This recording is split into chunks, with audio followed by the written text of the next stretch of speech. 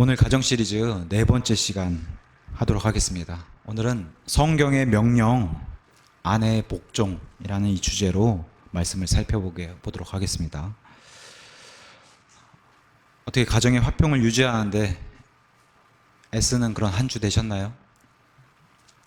제가 늘 요새 이제 시리즈 시작할 때 말씀드리는데 우리 인생의 긴 영적 전쟁 가운데 이 한 주가 지나가면 그 한 주는 치르는 이 전투라고 말씀드릴 수 있습니다. 그래서 이 전투에서 승리하는 그런 길이 바로 가정에서 화평을 위하여 애쓰는 그 길이 바로 전투에서 승리하는 일이다. 다시 한번 여쭤보겠어요. 한 주 동안 전투에서 승리하셨습니까? 네, 승리하신 것 같네요. 이쪽은 승리하셨어요? 자, 한 주 동안 아내가 사랑스러우셨는지, 남편이 존경스러우셨는지, 하나님의 선물이라고 여겨졌는지, 인상 쓰시면 안 됩니다. 옆에 보시고. 자, 지난 시간에 우리가 첫째 시간에는 우리가 생활하는 이 가정 생활이 이게 보통 일이 아니라고 그랬어요. 영적 전쟁을 지금 치르고 있고 굉장히 고군분투하게 되는 그런 인생 가운데, 그런 전쟁 가운데 우리가 살고 있다. 가정 생활 자체가 그렇게 이제 말씀드렸고, 둘째 시간에는 결혼과 가정이 매우 중요한 것인데 하나님께서 창조 시작부터 만드신 제도와 기관이 바로 결혼과 가정이기 때문에 매우 중요하다. 이렇게 이제 우리가 알 수가 있습니다. 그리고 바로 지난 시간에 가정의 목적 자체가 하나님께서 이 땅 위에 자신의 자녀를 배출하는 그런 다산하고 번성해서 땅을 채우고 정복하기 위해서인지 가정을 만들어 주셨다라고 이제 성경 기록으로 우리에게 남겨 주셨습니다. 그 목적을 가서 좀 자세히 살펴보니까 먼저는 이 가정을 주신 목적이 하나님의 거룩함을 드러내기 위해서, 우리 가정, 믿는 가정을 통해서 하나님의 거룩함을 드러내기 위해서 가정을 주셨다. 또 두 번째는 하나님의 이 좋은 씨인 하나님의 자녀들을 생산하고 길러내기 위해서 가정을 주셨다는 겁니다. 세 번째는 영적 전쟁을 치르기 위해서는 혼자는 이게 불리하다는 겁니다. 안 된다는 겁니다. 불가능하다는 것을 하나님께서 아시고 영적인 그런 동반자인 남편과 아내를 주셨다. 그래서 그걸 위해서 가정을 주셨다. 이렇게 하나님께서 성경 기록을 통해 남겨주셨고, 또 네 번째는 우리의 가정을 주신 목적 자체가 예수 그리스도의 그 사랑을 보여주기 위해서 가정을 두셨다. 그래서 그 사랑을 또 안에 들어가서 살펴보니까 그 예수님의 사랑은 희생적인 사랑이요, 또 무한한 사랑이 이 세상에, 우주 안에 존재한다고 한 사실을 세상에 보여주기 위해서, 또 그렇게 사랑받은 희생적인 사랑과 무한한 사랑을 가족 가운데서 부모로부터 경험한 그런 자녀들이 또 세상에 나가서 남을 어떻게 사랑해야 하는지를 알려주기 위해서 가정을 두셨다.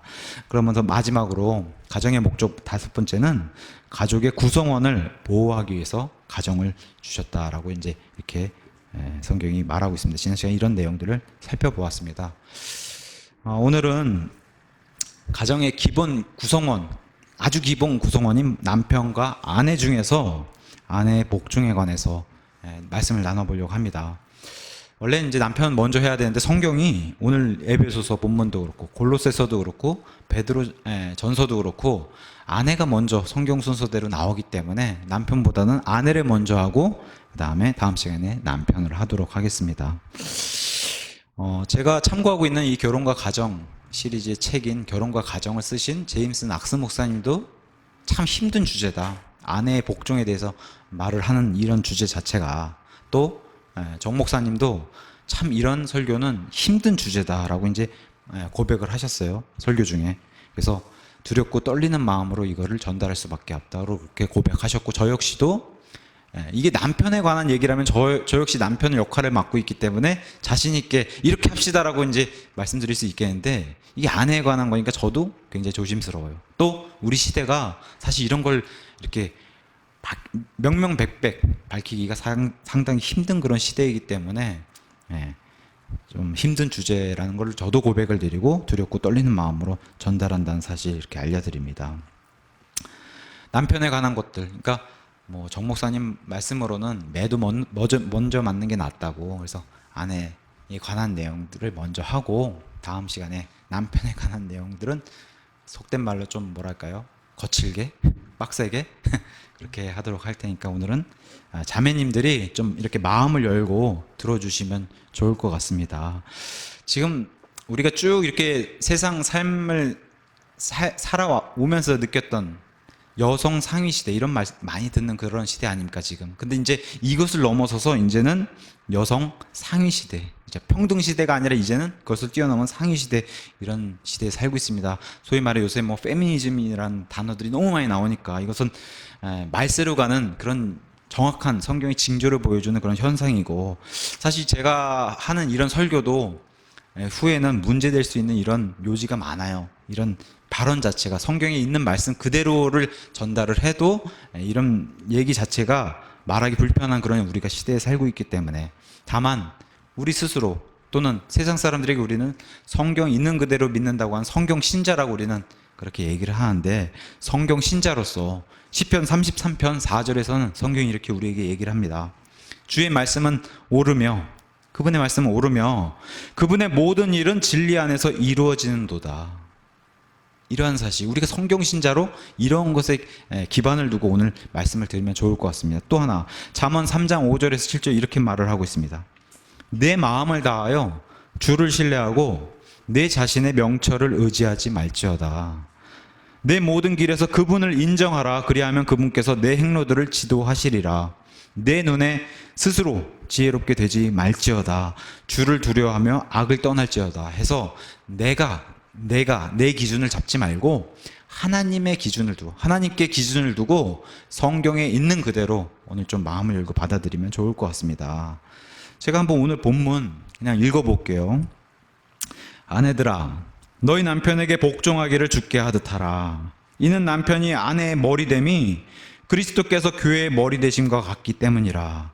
그분은 그 몸의 구원자시니라. 그러므로 교회가 그리스도께 복종하듯 아내들도 모든 일에서 자기 남편에게 복종할지니라. 오늘 성경 본문이 남편이 복종 가능할 때만 복종하라 그렇게 얘기하지 않았죠. 남편이 주님께 순종할 때만 남편에게 순종하라 이렇게 말하지 않아요. 남편에게 무엇을 얻어낼 때만 복종하라 이렇게 말하지 않아요. 그죠? 한번 제가 자매님들께 질문을 드려볼게요. 자매님들, 예수님을 사랑하십니까? 예? 예수님 사랑하세요? 그러면 주님을 사랑하듯 남편에게 복종하라고, 이거 제 말이 아니고 하나님의 말씀이 그렇게 명령하고 있다는 겁니다. 자, 주차 금지 구역에 있는데 거기다 차를 대면은 경찰이 와서 딱지를 끊어요. 근데 내가 차를 안 빼고 경찰에게 대적하면은 그것은 경찰에게 대적하는 게 아니라 경찰 너머에 있는 그 권위인 국가에 도전하는 거라고 우리는 그렇게 알고 있습니다. 세상에서도. 제가 드린 말씀 무슨 말씀 의미인지를 아실 거예요. 남편에게 복종하지 않는 그런 행위가 단순히 남편에게 복종하지 않는 게 아니라 하나님을 대적하는 행위라는 거예요. 오늘 성경 말씀이 그렇게 얘기를 하고 있는 겁니다.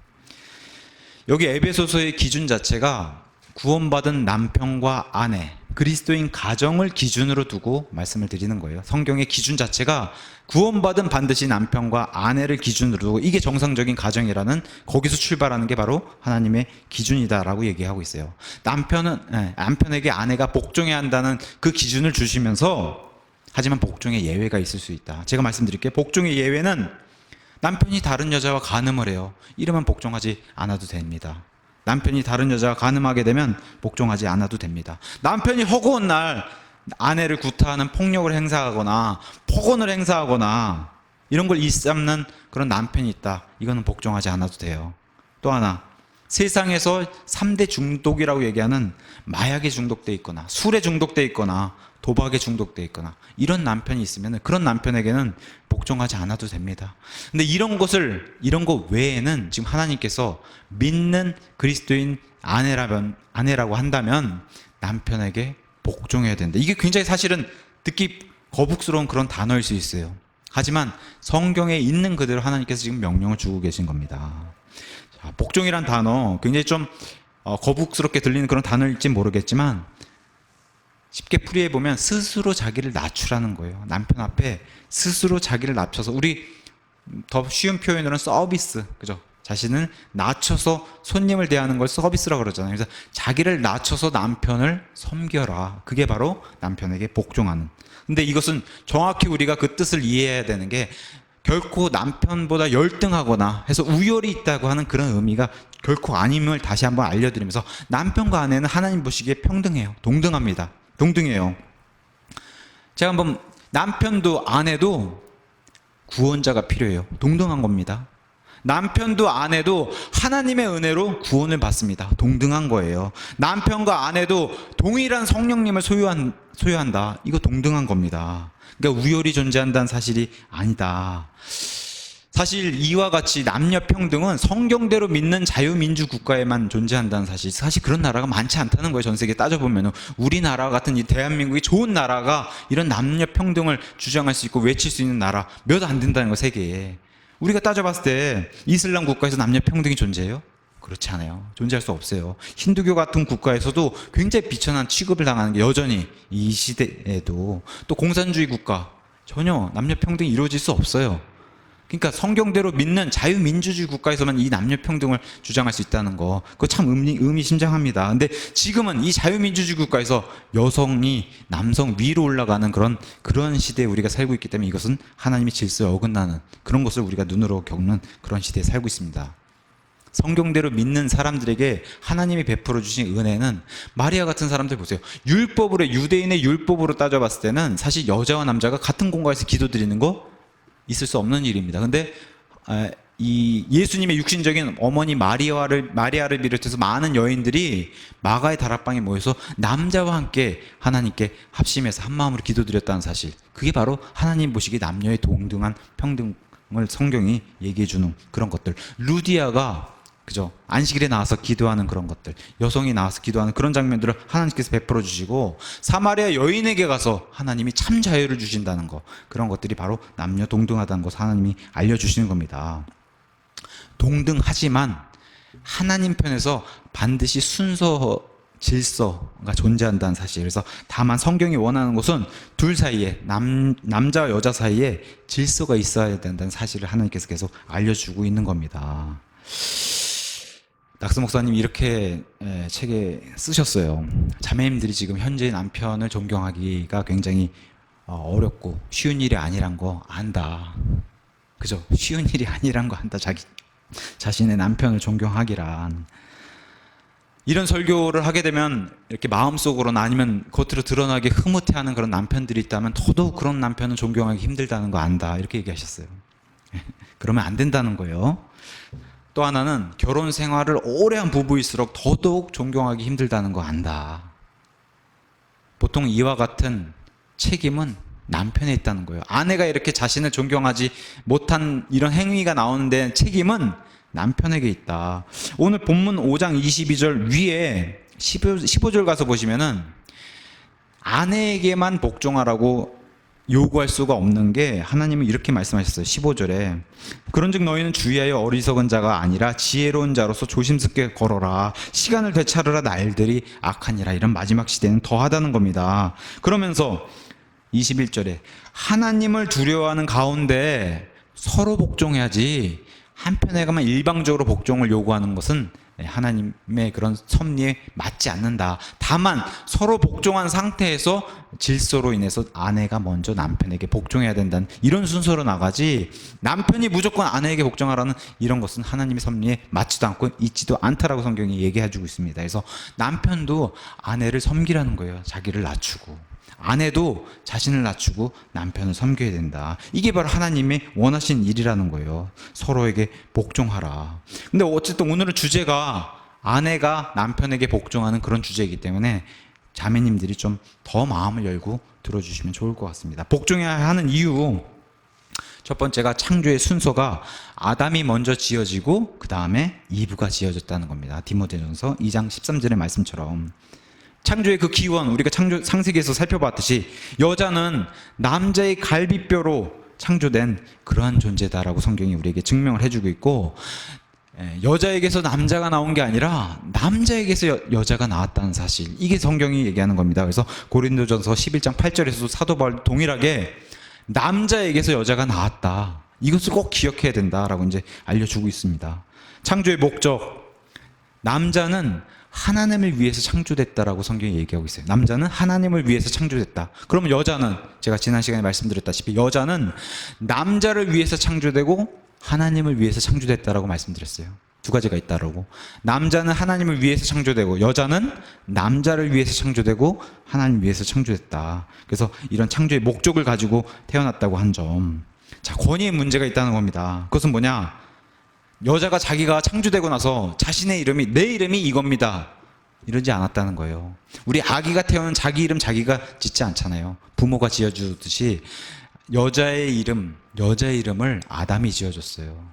이런 권위의 문제, 그 이름을 지어주게끔 권위를 하나님이 아담에게 주셨다. 이것을 깊이 생각해 보라는 겁니다.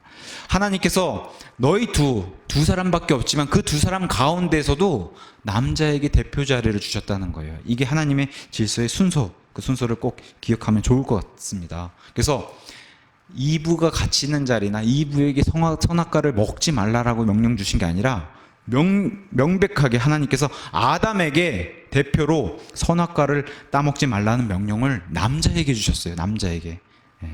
그래서 창세기 2장 16절 이브를 만들기 전에 주신 명령입니다. 그래서 제가 성경 말씀 이렇게 읽어볼게요. 2장 16절 이렇게 얘기했어요. 주 하나님께서 남자에게 명령하여 이르시되, 남자에게 명령하여 이르시는 겁니다. 아직 이브가 창조되기도 전이에요. 동산의 모든 나무에서 나는 것은 내가 마음대로 먹어도 되나 선악을 알게 하는 나무에서 나는 것은 먹지 말라. 그 나무에서 나는 것을 먹는 날에 내가 반드시 죽으리라. 이렇게 남자에게 명령해 주시고 여자를 창조하시고 나서 그 여자에게 남자가 명령하게끔 이렇게 하나님이 섭리로 만들어 주셨다는 겁니다. 그런데 안타깝게도 여자가 먼저 범법을 했어요. 여자가 먼저 마귀에게 속아서 범법을 했어요. 마귀가 여자의 연약함을 보고 공격했습니다. 접근해서 남편의 권위에 도전하라고 여자를 쓰러뜨렸다. 이게 창세기에서 말하는 그런 하나님께서 우리에게 알려주는 진리입니다. 범법을 저지르고 나서 아내가 자기가 먼저 남편이 명령받은, 선악과를 먹지 말라라고 명령받은 그 명령을 어기고 아내가 먼저 탐스러서 먼저 따먹었어요. 이게 순서의 역행하는 아내가 먼저 따먹고 마귀에게 속아서 따먹고 그것을 남편에게 갖다 줘서 당신도 먹으라고. 원래 이 순서가 거꾸로 된 순서였는데 아내가 그렇게 열매를 탐하고 남편의 권위 위에 올라가는 이런 일을 벌였다는 겁니다. 그래서 범법 후에 둘 다 숨어버렸어요. 하나님 앞에서. 숨으니까 하나님께서 너희들이 어딨냐 이렇게 얘기하지 않으셨어요. 누굴 찾으세요? 이브를 찾는 게 아니라 하나님의 질서를 계속해서 보여주세요. 아담을 먼저 부르셨어요. 이브를 부르시는 게 아니라 아담을 불러서 내가 어디 있느냐. 이브와 아담이 같이 저지른 죄, 인류의 대표는 아담이라는 거예요. 그걸 알려주세요. 남자가 그 순서가 먼저다. 그래서 여자가 질서를 깨서 벌을 주셨는데 다시 명령하신 게 바로 창세기 3장 16절이에요. 그래서 여자에게서 너의 고통과 수태의 고통을 크게 들리는 이 벌을 여자에게 주시면서 그러면서 뭐라고 해요? 열망이 내 남편에게 있을 거야. 너의 남편에게 이거 참 의미심장한 말이에요. 다른 남편이 아니라 너의 남편에게 열망을 두어야 된다. 바로 네가 그 질서를 깼기 때문에 다시 한번 하나님께서 콕 집어서 명령해 주신 거예요. 너의 열망을 남편에게 두고 그 남편이 너를 다스리게 만들 것이다. 이게 바로 하나님의 질서인데 이걸 네가 역행해서 지금 질서를 깼다라고 하나님 다시 명령을 주신 거예요. 그래서 아내의 기쁨과 만족과 성취와 소유가 모두 남편에게 있다는 사실을 다시 한번 하나님이 상기시켜 줬어요. 창세기 3장에서.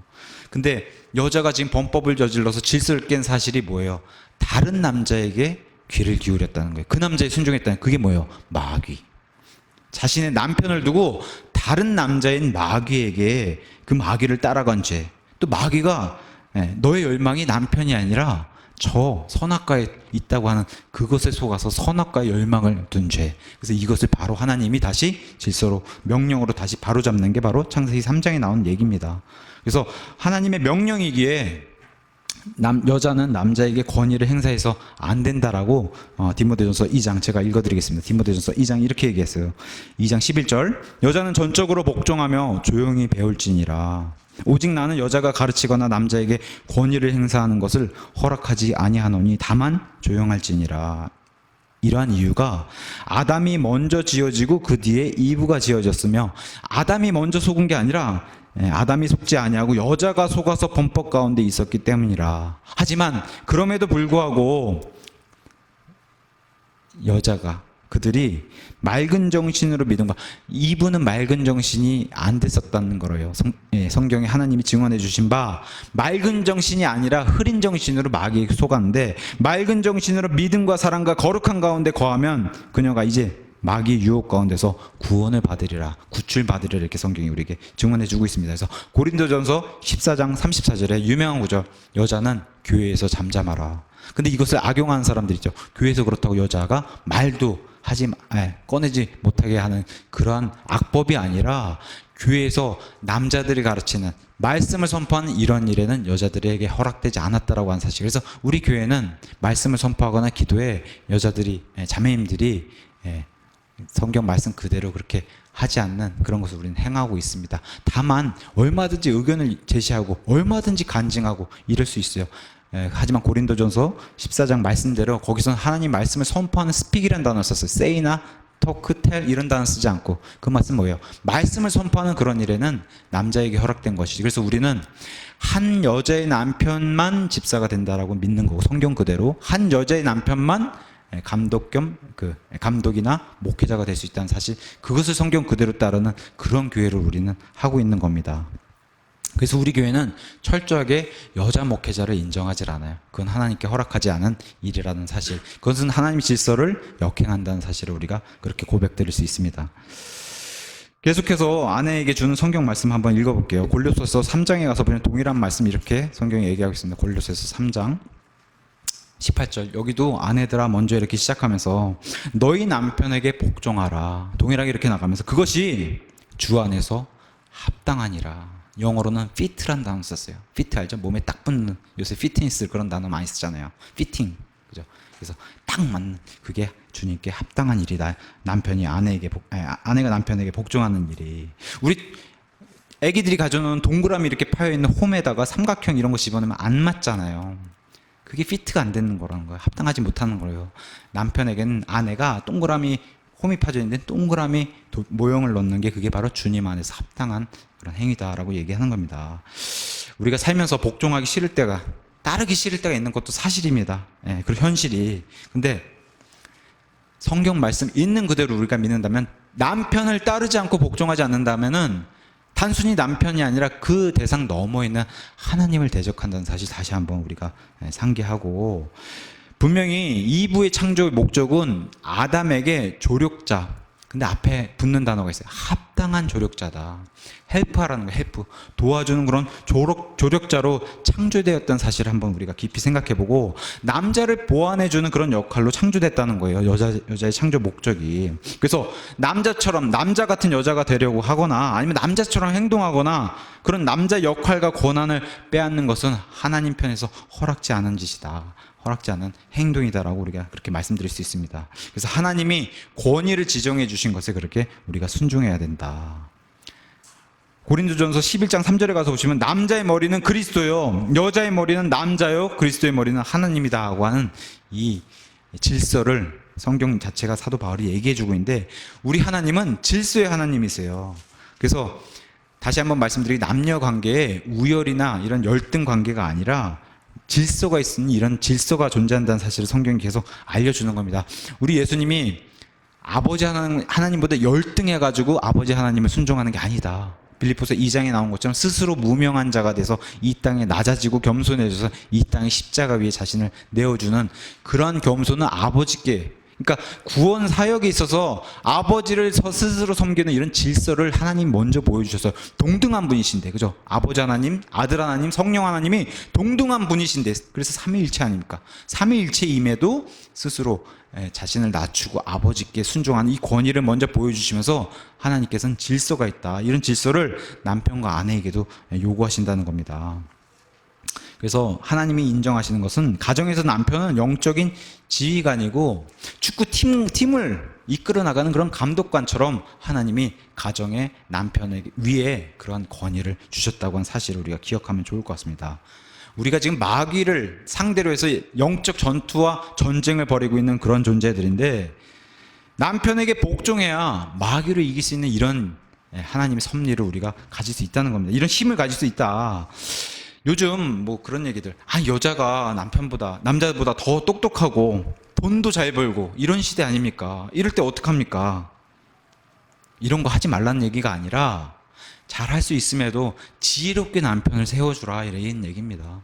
성경이 얘기하는 것은 지금 내가 더 똑똑하고 내가 더 돈을 잘 벌고 하니까 남편을 누르고 무시하는 게 지금 문제가 돼서 가정의 질서가 깨지고 하나님의 질서가 깨지는 게 이게 문제가 되는 거거든요. 그래서 이것은 내가 잘할 수 있다고 해서 남편을 타고 누르게 되면 하나님 말씀에 정면으로 도전하는 것이기 때문에 자신을 낮추라고 계속 성경 말씀 우리에게 얘기해 주는 겁니다. 본인이 할 수 있다, 다 할 수 있다 이렇게 하지 말고 자신이 할 수 있음에도 지혜롭게 남편을 세워주면서, 얼마든지 지혜롭게 그렇게 할 수 있지 않습니까? 남편을 세워주는 그런 일을 하나님이 원하신다라고 얘기하는 겁니다. 자, 베드로전서 3장을 한번 가보게 되면은 베드로전서 3장에 또 성경이 우리에게 이렇게 얘기하고 있습니다. 베드로전서 3장 1절과 2절에 아내들아 이와 같이 너희도 너희 남편에게 복종하라. 이것은 누가 말씀에 순종하지 아니하여도 그들 또한 말없이 아내의 행실을 통해 얻고자 함이니 두려움이 동반된 너희의 정숙한 행실을 그들이 눈여겨보느니라. 말이 아니라 행실이 중요하다. 심지어 여기서는 불신자 남편, 아니면 구원받았음에도 믿음이 없는 그런 남편을 둔 아내들에게 이제 이렇게 말씀해 주고 있는 겁니다. 아내들아 너희의 불평과 생각과 너희의 판단을 내려놓고 하나님의 말씀, 거룩한 말씀이 어떻게 해야 하는지를 우리에게 기록해 주고 알려주고 있는데 여기에 귀를 기울이라는 겁니다. 믿음이 없는 남편을 설득하는 방법, 어떤 사람은 성경 말씀이 이렇게 얘기하지 않냐고 막 다그치고 논쟁하고 따지고 소리 지르거나 윽박지르는 방법, 이런 것은 절대 남편에게 통하는 방법이 아니다라고 성경이 얘기하는 겁니다. 유일한 남편이 믿지 않는 남편, 불신자 남편, 아니면 믿음에 구원받았음에도 그 남편이 하나님께 다시 화평하게 되는 관계를 유지하게 하려면은 이런 윽박지르고 논쟁하고 이런 방법이 아니라, 여기 성경의 유일한 방법이 뭐라고 얘기해요? 두려움이 동반된 너희의 정숙한 행실이 필요하다. 아내에게 이걸 요구하신다는 겁니다. 이게 하나님의 마련해 놓은 방법이라는 거예요. 다른 방법은 없다는 겁니다. 심지어는 여기 지금 믿지 않는 남편이 있음에도 그 남편에게 복종하라는 게 하나님의 명령이에요. 심지어는 이방인 가운데서는 둘 다 하나님의 불신자 상태에서 결혼을 했어도 그 중에 하나가 구원받았어요. 만약에 구원받은 사람이 아내예요. 그러면 자기 남편은 여전히 불신자 상태고, 그러한 상태임에도 자신의 남편, 불신자 남편에게조차도 복종하라는 게 하나님 명령이다. 지금 성경이 그걸 얘기하고 있는 겁니다.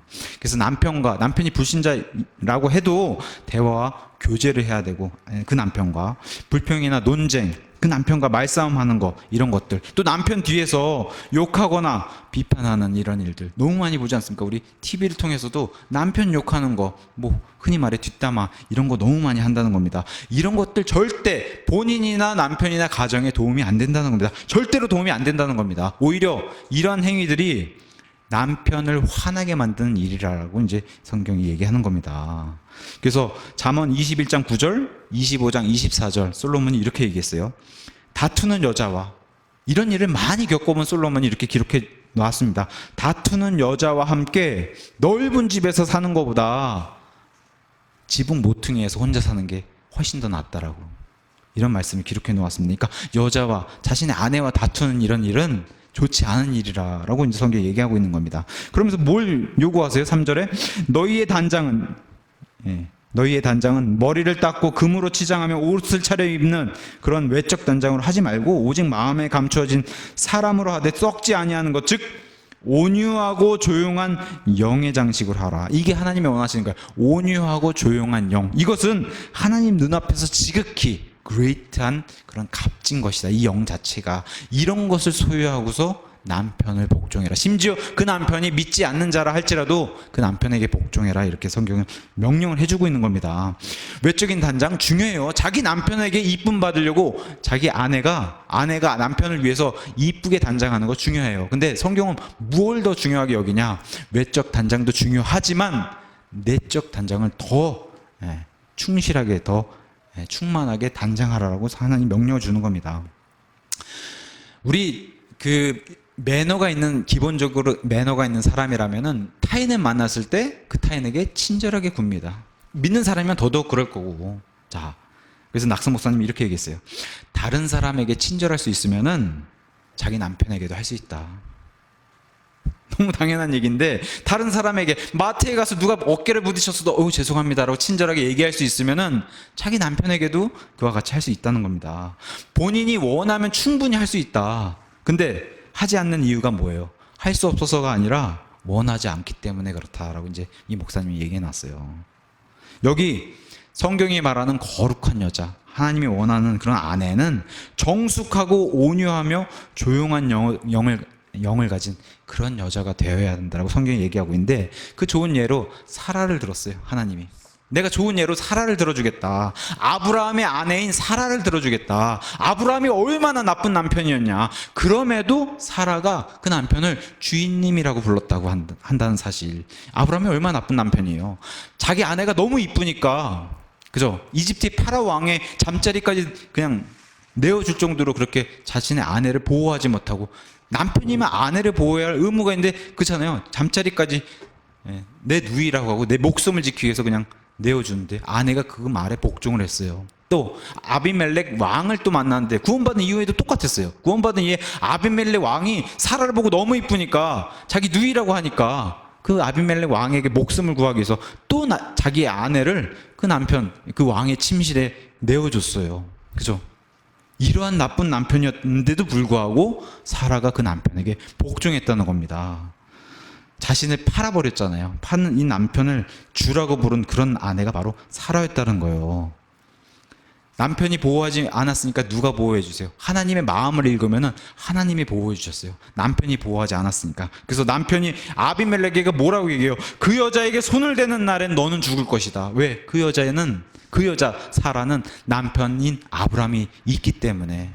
다른 남편의 아내를 건드린 일은 하나님이 가만두지 않겠다라는 것을 실례로, 좋은 예로 성경 우리에게 알려주는 겁니다. 이러한 나쁜 남편을 뒀음에도 사라가 복종했다는 겁니다. 믿음이 없는 남편이 있으면은 아무래도 아내가 남편을 따르기 힘든 게 현실입니다. 그렇죠? 예.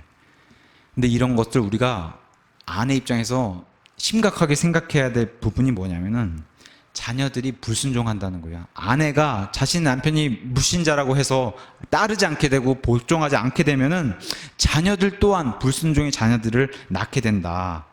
이것이 바로 여자에게서 비롯된다는 하는 것을 명심하라는 겁니다. 아내가 남편을 복종하지 않으면은 이미 가정에, 그 집안에 하나님이 주신 그 권위가 깨지기 때문에 아이들이 엄마에게 불순종한다는 거예요. 그래서 아까 제가 말씀드렸다시피, 광고 시간에 말씀드렸다시피, 불신자의 남편과 결혼한다는 거, 이거 고통으로 들어가는 길이에요. 그래서 하나님은 철저하게 믿는 자끼리 결혼하라고 명령을 주시는 거예요. 그래서 믿는 자끼리 결혼해야 이게 하나님의 기준으로 시작하는 그런 가정이다. 그래서 우리 그 청년들이 이런 거 꼭 기억했으면 좋겠습니다. 고린도서 6장 14절에 동일한 멍에를 매는 그런 사람들과 같이 결혼을 해야 된다. 또 하나는 고린도전서 7장 2절에서 5절 말씀처럼 남편인과 아내가 음행을 피하기 위해서라도 서로에게 이런 관계를 가져야 된다라고 성경이 얘기하고 있습니다. 어떤 남자가 아이에게 성적인 관심을 갖는다던가, 이거는 병입니다. 그렇죠? 정신병이에요. 성도착자라고 얘기해요. 남편이 남자에게 관심을 보인다는 거, 이거 병입니다. 근데 한번 제 얘기를 잘 들어보세요. 남자가 여자에게 관심 갖는 거, 자기 아내를 두고 다른 여자에게 시선을 돌리는 거는 지극히 당연하다는 거예요. 왜? 남자가 그렇게 창조됐다는 겁니다. 하나님 편에서. 오해하지 말고 들으세요. 뭐냐면은 제가 예를 들어볼게요. 우리 여성 잡지를 보면은 그렇게 과한 남성의 사진이 등장하지 않아요. 여성 잡지는. 근데 남성 잡지는 낚시 잡지든 남성을 위한 차 잡지든 스포츠 잡지든 간에 남성 잡지에는 항상 과한 여자의 사진이 등장한다는 거. 그런 걸로 남성을 유혹하게끔 세상도 그렇게 시스템을 해놨다는 사실이에요. 그래서 남자들에게 이 세상 그런 시스템이 너무 악하기 때문에 남자들에게 그런 것들, 음욕을 품게 하는 그런 것들을 마귀가 많이 이용한다는 거예요. 그렇게 창조된 것을 마귀가 잘 알기 때문에. 그래서 이 남자들과 여자 이런 관계들을 이렇게 질서를 깨뜨리지 못하게 하기 위해서 성경이 현숙하고 정숙한 여인을 요구하는 이유 중에 하나가 바로 이런 것들을 방지하기 위해서 고린도서 7장에 부부는 육체적인 관계 역시도 서로 이렇게 섬기는 그런 것을 해야 된다고 성경이, 사도 바울이 좀 뭐랄까요, 세상이 알려주지 않는 이런 것들 성경에 자세하게 기록해 나왔습니다. 특히나 교회에서 단정한 옷차림, 우리 그리스도인은 왜 단정한 옷차림을 해야 되나. 제가 예전에 커뮤니티 사이트에서 이렇게 목회자들하고 얘기하는데 거기에 이제 어떤 여자가 이런 얘기를 했어요. 나는 예수님께 잘 보이기 위해서 미니스커트 입고 가요, 교회에. 굉장히 오해하고 있는 거예요. 뭘 잘 모르고 있는 겁니다. 하나님께서 원치 않은 일이에요, 그런 것들은. 현숙하고 정숙한 여인을 요구하신다. 마음부터 외모까지. 근데 왜 그래요? 남자는 여자를 보고 음욕을 품게 그렇게 창조된 존재라는 거예요. 그런 것들을 마귀가 자꾸 이용한다는 겁니다. 그래서 우리가 최대한 그런 것들을 가리기 위해서 제가 뭐 지금은 자세히 얘기 안 하겠지만 나중에 더 자세히 얘기하겠지만 그리스도인의 옷차림에 대해서 하나님은 여성의 이런 몸매가 드러나는 옷이라든가 살이 드러나는 옷을 하나님 금하세요. 그런 것들을 우리가 잘 기억하면 좋을 것 같습니다.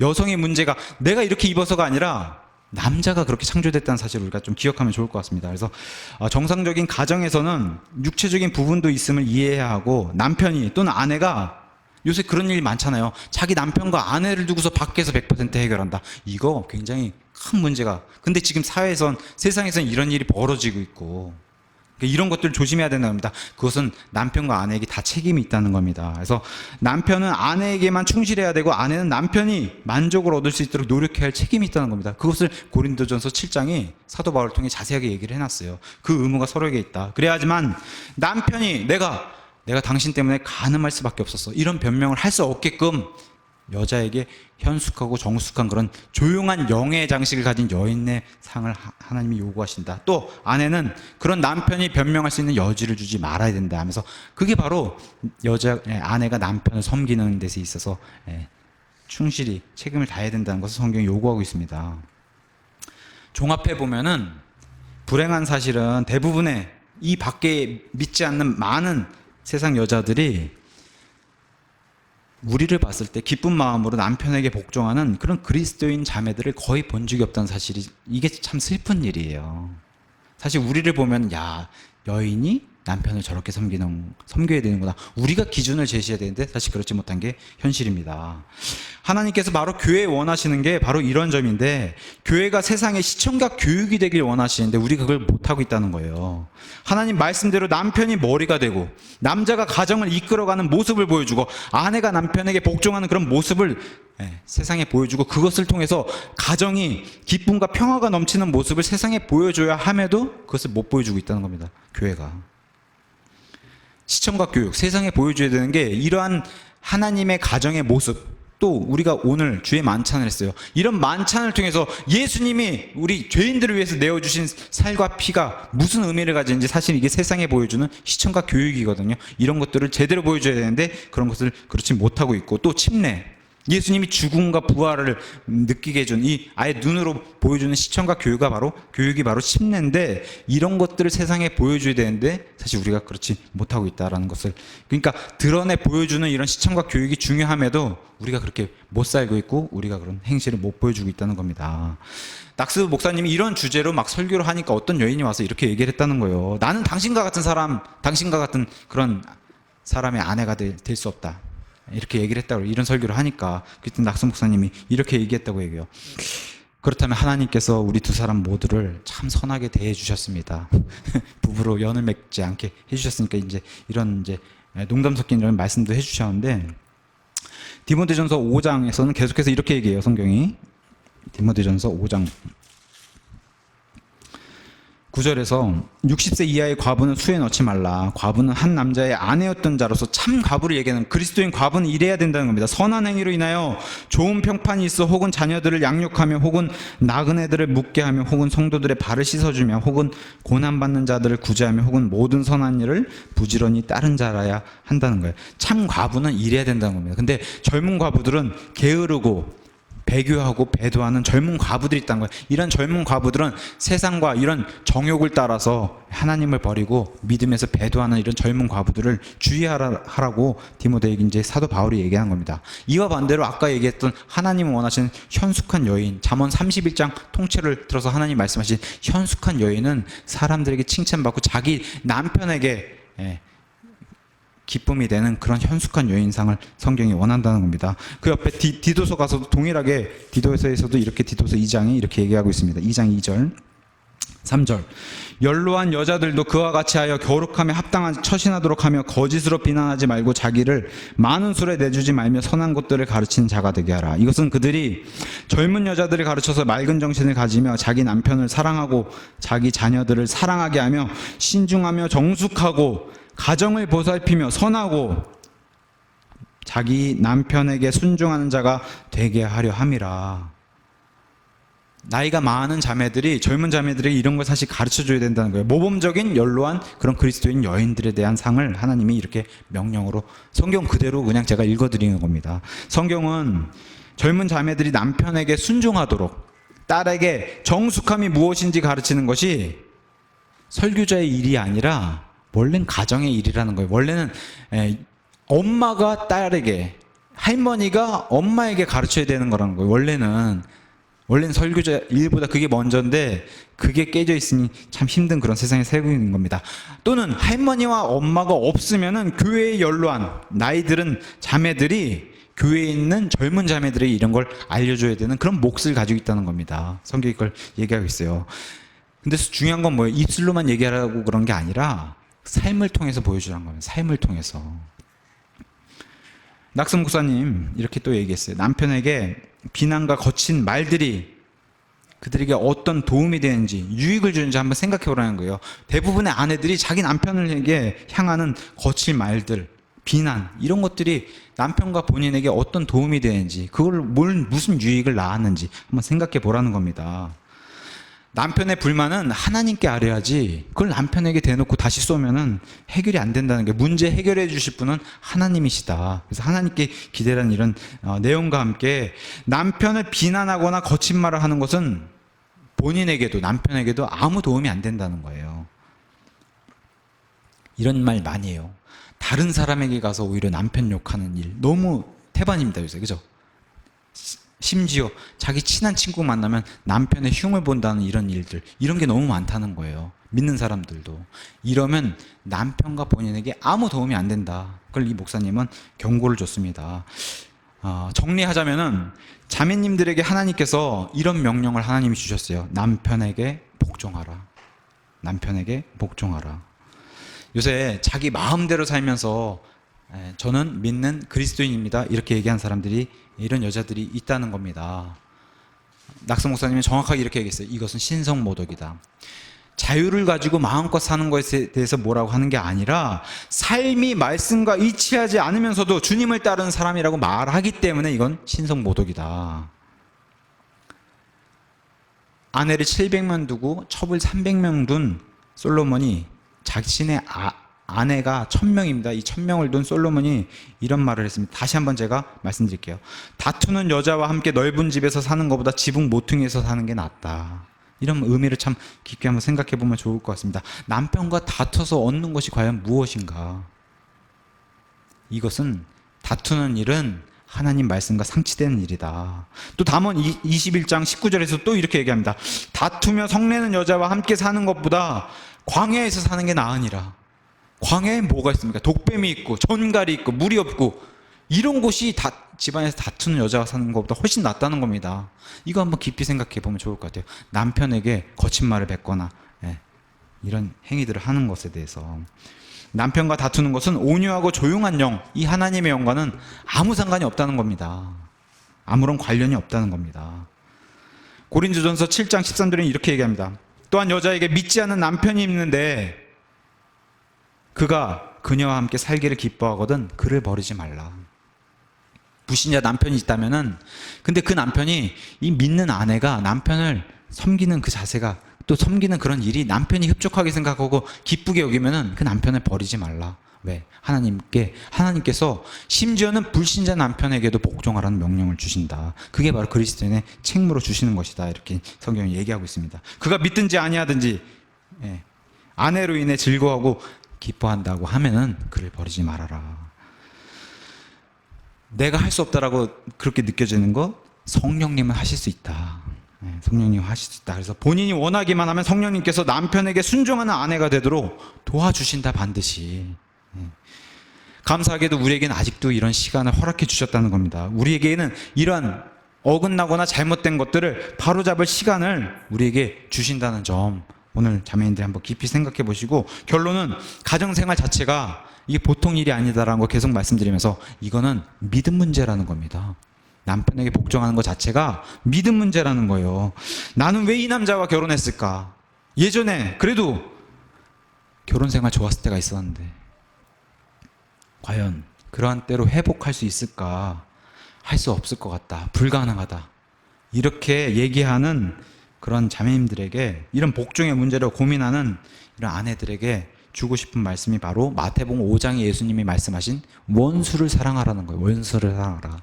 이 말이 추상적으로 들려도 심지어 예수님께서 원수를 사랑한, 심지어 세리들도 내가 잘해주면 황금률처럼 잘해준다는 거예요. 나에게. 세리들조차도. 믿지 않는 사람에게도 잘해주면 돌아오는 게 나한테도 그런 보답을 한다는 거예요. 근데 믿지 않는 사람에게도 이렇게 잘해주면 잘해주는 보답을 받는데, 심지어 자신의 남편에게, 원수가 아니잖아요. 남편이 원수로 보이게 만드는 건 마귀의 일이라고 그랬어요. 남편이 원수가 아닌데 남편에게 거친 말을 쏟아댄다는 거, 남편과 다투는 일은 하나님이 원치 않는 일이다. 원수를 사랑하라고 하는 그 말씀, 남편은 원수가 아니에요. 그러니까 남편을 원수로 대하는 것 자체가 내가 마귀에게 속고 있구나, 내가 마귀의 편에 서 있구나라는 것을 명심하시고, 자, 자신이 그리스도인이라고 하는 것보다 더 중요한 것은 그리스도인으로 사는 거. 그게 성경이 말하고 하나님 명령을 주신 겁니다. 남편에게 복종하는 것이 곧 말씀에 순종하는 것이다. 오늘 말씀이 조금 듣기에 거북스러웠을지도 모르겠지만, 성경을 있는 그대로 우리가 믿는다고 한다면은 자매님들이 남편에게 복종하는 것이 하나님을 기쁘게 하는 그 명령에 순종한 것이라는 걸 하고, 이게 믿음 문제라는 거예요. 단순히 남편을 기쁘게 하는 게 아니라 하나님을 기쁘게 하는 믿음 문제다. 이것 좀 명심하고서 한 주를 남편에게 거친 말을 쏟아댄다는 거, 남편에게 윽박지르는 이런 행위가 나오지 않도록 남편을 섬기는 자세로 나를 낮추면서 한 주를 보내는 그런 우리 자매님들 되시면 좋을 것 같습니다. 기도드리겠습니다.